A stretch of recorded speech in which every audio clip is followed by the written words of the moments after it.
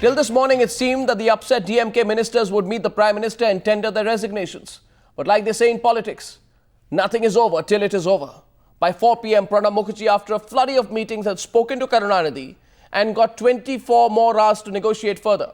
So has the crisis been averted? Or is it 24 hours to a compromise? Honestly, as I tell you this tonight, this can go either way.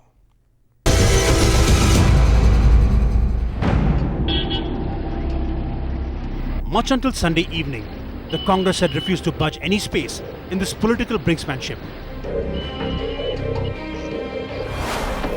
But by Sunday night, Pranab Mukherjee makes a phone call asking DMK to reconsider.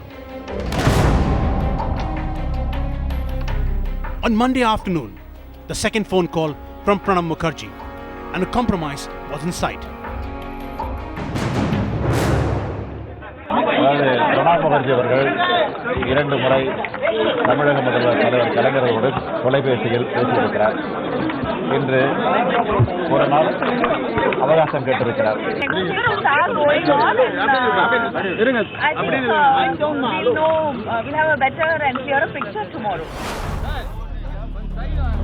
Starting from 10:30 a.m., when Balu said Pranab's message was conveyed to the party patriarch. The finance minister has yesterday rang up to me around 10 to 10:30. He wanted to prevail upon the Honorable CM of Tamil Nadu to reconsider the decision taken by the Apex Committee. I have already informed the matter to the Honorable CM Tamil Nadu. 2 hours later, the Congress leadership meets the DMK leaders. Monday, 4 p.m. Ahmed Patel asked for 24 more hours. 15 minutes later, Pranab Mukherjee calls Karunanidhi again, and the beginning of a compromise.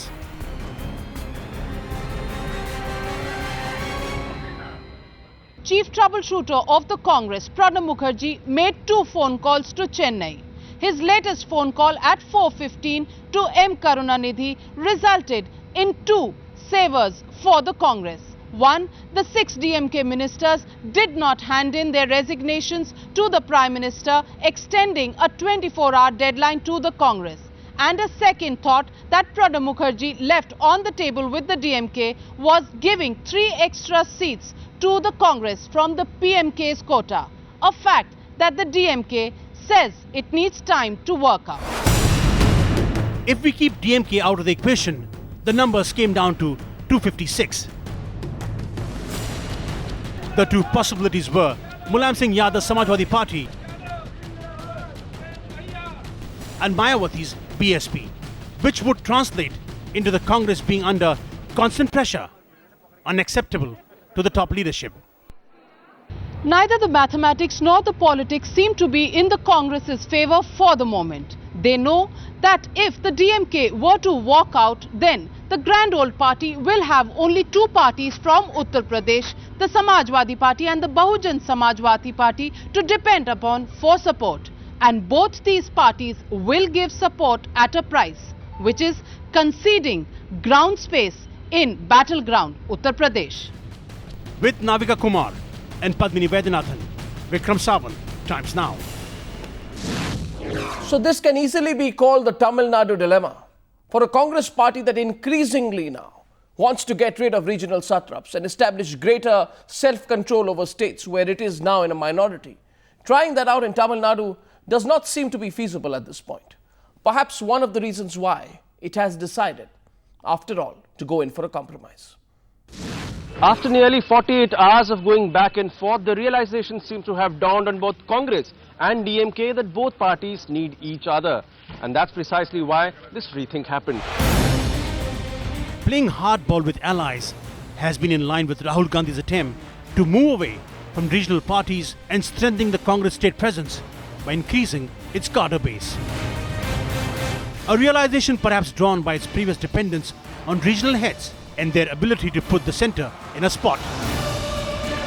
If the Congress is able to summon up the political will to act against Raja, I can show the way, and the nation does not have to face another midterm poll.